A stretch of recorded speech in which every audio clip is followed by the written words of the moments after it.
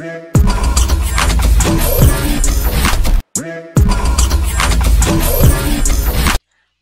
to HiveMind. This is Edge with my co-host Speaker. What's new, Speaker?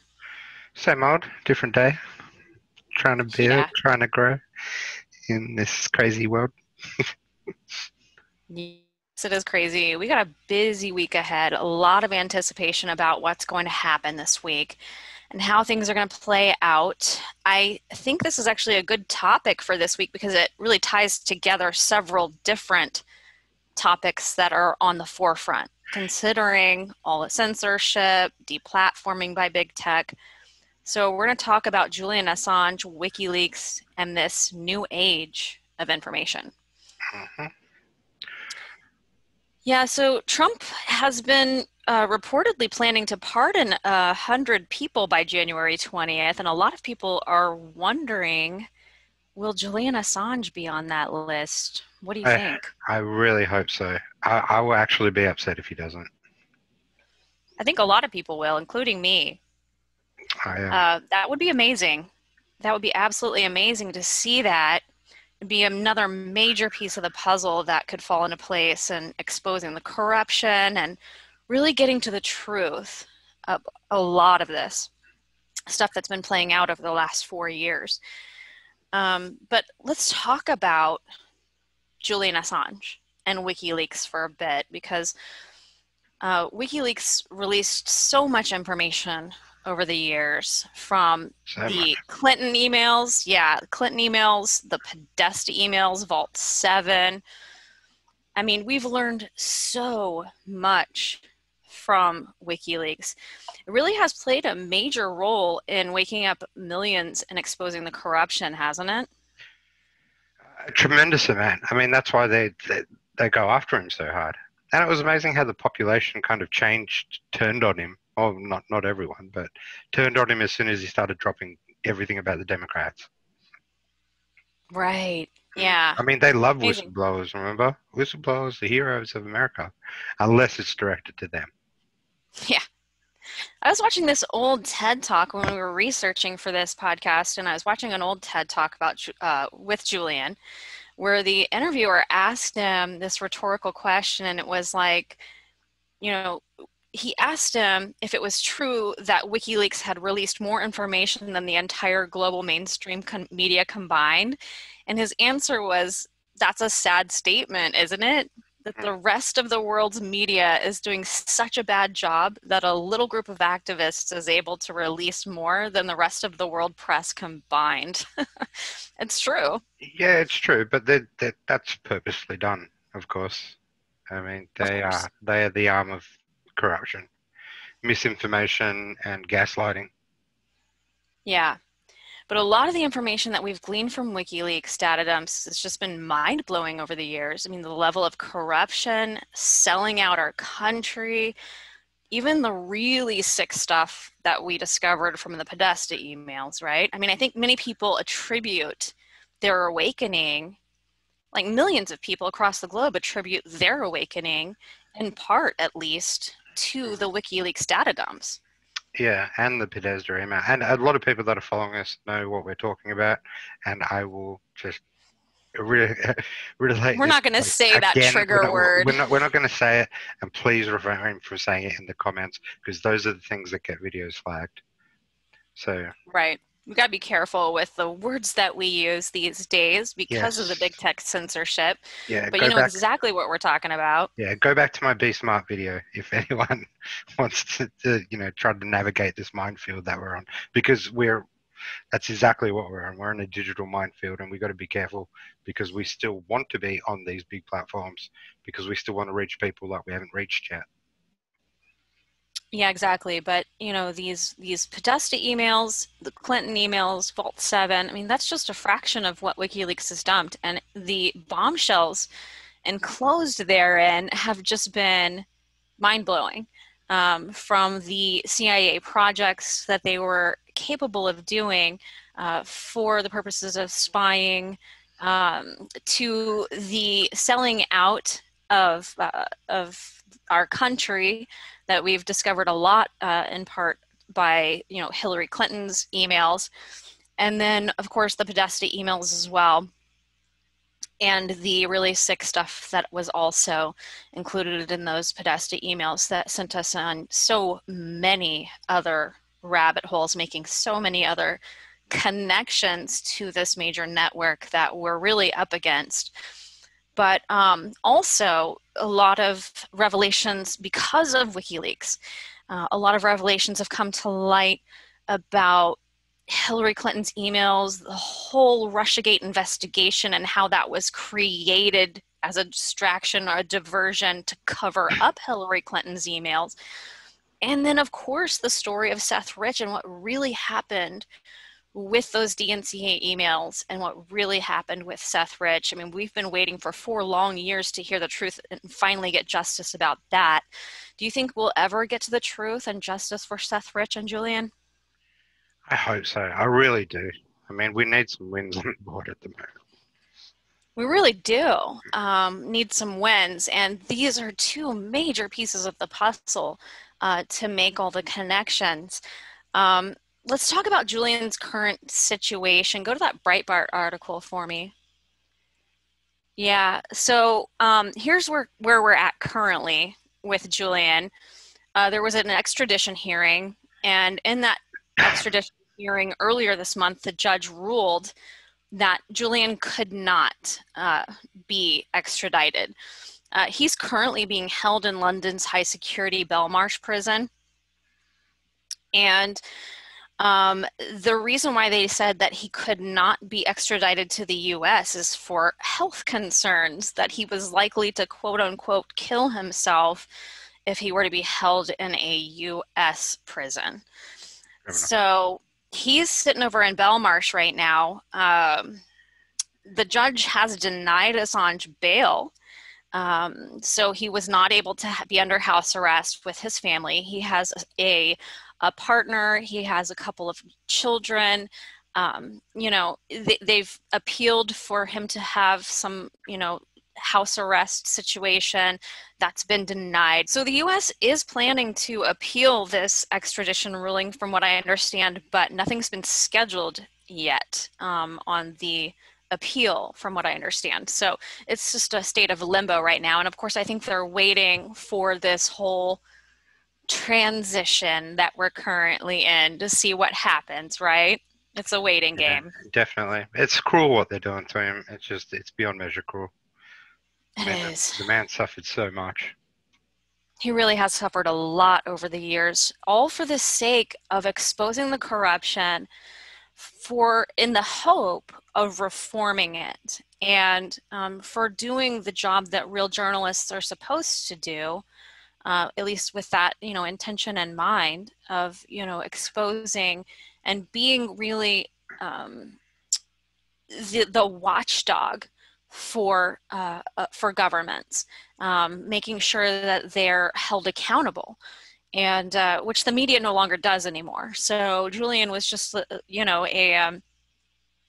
this rogue element of the media that was exposing things when the rest of the media is in the business of covering things up for our governments, right? But then we got news that Trump was planning to pardon 100 people by January 20th. And of course, many are wondering if Assange is on that list. And I think that there's been several appeals to the president in recent days to do that. Check out that Twitter, that tweet by WikiLeaks.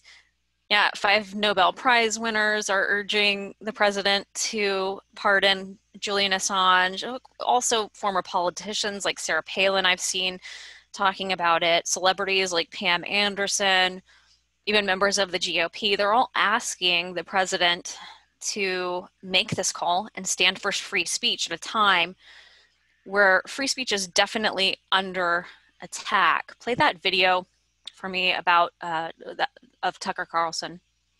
So the first person to be deplatformed was WikiLeaks and Julian Assange, and this would be a great way for Donald Trump to stick the thumb back in the eye of these people, is to pardon Julian Assange. If he knows what's good for freedom of speech and freedom of the press, he should take this moment and pardon Julian Assange. I didn't used to think that, and I totally agree with it, partly because you convinced me through the force of your argument. I think that's absolutely right. So the first person to be deplatformed was WikiLeaks. So, and I think that's the sentiment of a lot of people right now. It just makes sense, right? I mean, Donald Trump stands for free speech. He stands against the fake news and the mainstream media. And what better way to do that than to take this stand with Julian Assange? Yeah, it's a great. I can't see a reason why he wouldn't. You know. Absolutely, I think he needs. He needs to. He needs to, for a number of reasons, not just on the moral high ground of standing for free speech, but also in order to expose the early parts of this whole Russiagate thing. You know, Julian Assange is intertwined with that. WikiLeaks is intertwined with that. Seth Rich is as well. And we need to get to the bottom of all of it, right? Because that is really where, I mean, we're still dealing with the repercussions of that original sin, of them trying to cover up Hillary Clinton's emails. That's how all of this started, right? So, but free speech really is under attack, and the president has the ability to right at least this one wrong here, but Julian Assange was speaking out about big tech tyranny and big tech's, specifically Google's, connections to the US government and establishing this global surveillance state. He was talking about that years ago in that particular speech right there. And, you know, I don't know how many people were really listening back then, but it's hard to avoid now. I mean, we're living it now. Everyone finally sees what Julian was talking about, right? Yeah, I mean, if you look at this, you know, on that one channel, didn't get many views. Yeah. So here we are, and everything that Julian Assange has dealt with, everything that he has warned about big tech's tyranny and setting up a global surveillance state, it's all really coming to fruition now. I mean, it's been in the works for many, many years, but really it's just showing its ugly head now more than ever. And people who really didn't pay attention to it before are kind of forced to now, considering you know, that many of us have been kicked off of platforms, been deplatformed, been censored. And so let's talk about the big tech tyranny, the attack on free speech, and what we are doing to fight it with the alt tech. You know, this is really ramping up, and I don't really see it stopping. We're seeing the creation of a technocracy between Apple, Google, Facebook, Twitter, trying to just become the pretty much dominant overlords of anything to do with the internet, with speech. Like I talked about in a video I did a couple of days when they pretty much tried to interfere with the Uganda election, which is, it's crazy. It's absolutely crazy the amount of power these people are trying to put upon the populace of the world, not just the US, the world. And it really had a triggering effect for a lot of countries, because I think a lot of people realize now, okay, we got lazy. We let these people pretty much create the monopoly of when it comes to speech nowadays in the modern world. We've let like two phone companies, you know, kind of put out all the phones in the world. That it's coming back to really wake up a lot of people. So we've had a plethora of countries speak out about it. Poland proposed a social media free speech law, where it will start putting a law that will start trying to fine Twitter and Facebook if they censor any Polish citizen that is not breaking any laws, which is a good start. We had Germany come out and talk about it the other day, but that's Merkel trying to cover her own ass. Mexico, out of anyone, it's really surprising seeing some of these countries come to the forefront. I mean, Mexican president vows to lead international push against social media censorship. They really opened Pandora's box. They've really opened Pandora's box, and there is no going back now. When it comes to this, I just need to wait for this to go up. I'll move to the other slide. Yeah, I think that we're definitely at a crossroads here where enough of the masses are awakening here to the big tech tyranny, the censorship, and the attack on free speech to the point where you really can't ignore it. You have to take a stand. Well, you do. You have to take a stand. And a lot of these countries are getting on board. Us personally, a lot of people that have been affected by this, if you've been following us for a while, Edge is killing it on Gab. And I'm trying to build up Minds because I think it's a really interesting platform where you can actually earn crypto, which is a really another good incentive in yourself, because I think crypto is going to be really important moving forward.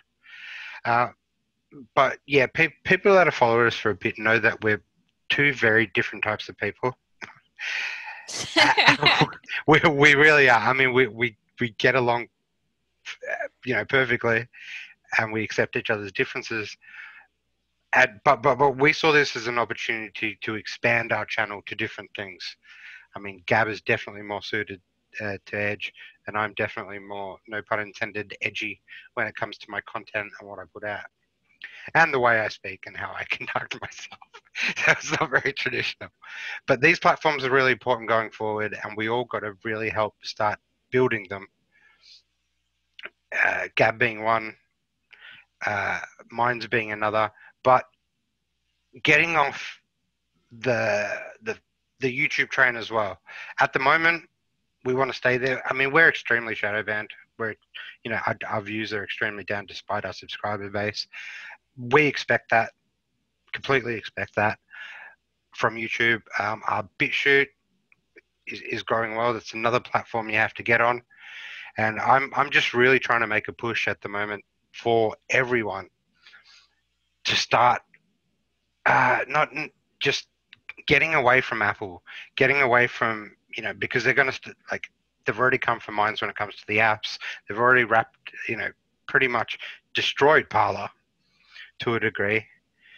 And then now threatening the owners and all that too, the way they have to flee their home. So all this is ramping up, and we're going to have to start building up other parts of the internet and building up other platforms and helping them grow and pushing content on them, commenting, making, creating. It's really important going forward, because if we want to keep doing this, and if we're going to keep speaking the truth, they're going to keep coming after us. That's just how it is. I think it's important that we get away from the luxury, the convenience of apps, and start just seeking out those alt tech places, even if we have to go to the URLs. I mean, like Gab, for example, or any of these other ones that don't have apps, because that's how they get you, is by that's how Apple and Google and Amazon seem to have the control over the dissemination of information, is through deplatforming those apps. But the websites can still stay up, hopefully, and we just need to make sure that we take those extra steps to find those places, regardless of whether or not there's an app for it. Yeah, and we'll keep pushing knowledge because we have to stay in front of it. We have to pay attention to the news because we are a channel. We do create content, and we do create content that I generally don't like. So that's why I've spent the last few days really just kind of push these platforms and trying to get people to sign up and join them and use them and get used to them. Whether it's just by viewing other creators or helping the community grow. And that's what I've decided to do with Minds, and that's obviously what you've decided to do with Gab. Gab's got some really good features coming soon when it comes to streaming and stuff like that, like Gab TV. So when that comes up, it's going to be awesome as well. And we're Yeah, and I've heard definitely there. Torba is actually talking about creating a Gab phone. So actually having hardware where, you know, it's not owned and operated by Google or Apple or, you know. Yeah.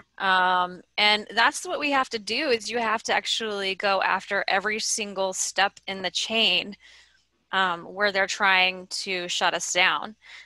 So I think there's some good things coming from this awakening to the big tech tyranny and this mass migration to alt tech. A lot of innovation is coming from it and a lot of good new ideas. So, I mean, like you see here, you know, Rumble's suing Google for 2 billion because, you know, Google runs the search engine and can very heavily bias YouTube because they own YouTube. You know, that's a pretty solid lawsuit. Let's see how it goes. But it's true. It's exactly what they do. They push their monopolies on top. I mean, we saw the other day when Parler got taken off, Jack straight away started to push Signal mm-hmm. and mocked pretty much what they did. I mean, that's what it was. It was just a mocking that, you know, look, we can make whatever we want go to the top of the App Store, which is exactly what they did. Right. So they're going to keep playing this game. Rumble's another good one. We're not on Rumble and Odyssey yet. It's really hard. I mean, we're on so many platforms. We're trying to juggle so many platforms and trying to upload to so many platforms too. But it's just a matter of, like, you know, working out what we prioritize. In time, we'll grow to we'll other get platforms. there. Yeah. It's definitely a building block. And we're 100% committed to this channel and to the truth and to what we do. It's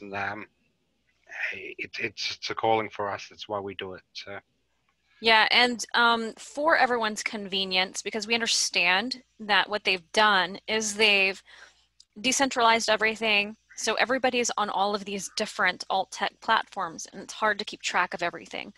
But what we've done is on our website on HiveMind.com, H1veM1nd.com, and we'll leave that link in the description.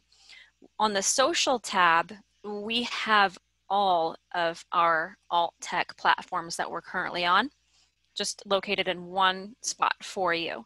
So you can check them all out.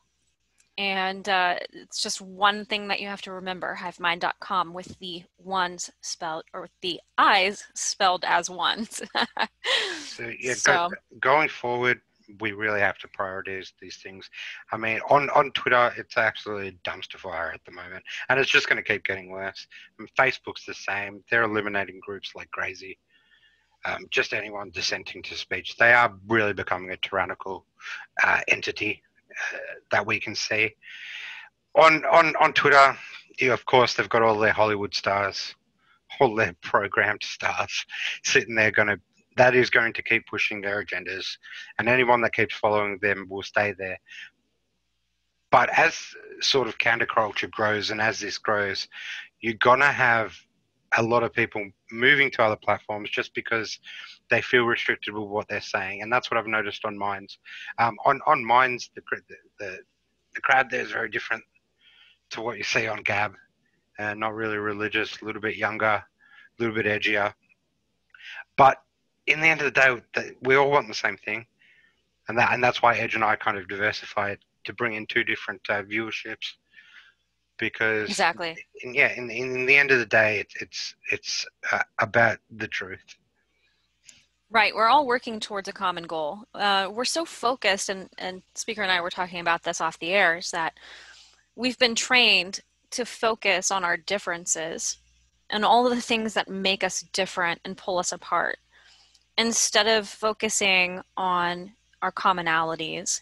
And we do have some common goals, and we are facing a common enemy. And so we need to start just really more focusing on what we have in common and how we can battle our common enemy who's really trying to attack our free speech. So That's what we want to do, is bring people together and focus on the common goal. And it's a matter of having a bunch of different kinds of people with a bunch of different ways of looking at the world, coming together and seeing things as far as what we have in common, as opposed to what makes us different, and hating each other because of our differences. We don't want to do that anymore. You know, that's what they have tried to get us to do. They want us divided.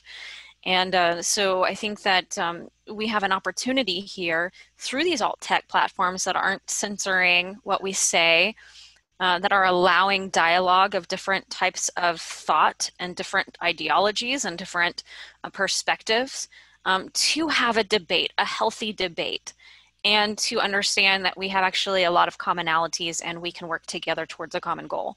That's what we're so much lacking in these big tech platforms, and what has caused so much of the animosity in society right now that we're seeing, you know, because of the divisions, right? Don't you see it that way? Good monologue. Nailed it. Thank you. I had to get that off my chest. No, I'm actually hopeful. I'm hopeful about the future of this new frontier in alt tech, being able to spread information more freely without the censorship. So I think that we have a lot of opportunities. There's a lot of potential there. So there is. What's coming next, though, is what I believe. And when that comes around, I will also direct you to new things. But browser censorship will be the next thing that they take. So if you use Firefox or Mozilla or Chrome, eventually they'll start browsing certain channels off that browser. So there is plenty of new browsers coming up as well. So when that takes off, because that's my prediction, that's what I can see going forward, I will start also putting out videos on alternatives and stuff when we get there. So. Yep, got to stay on top of it. Mm-hmm.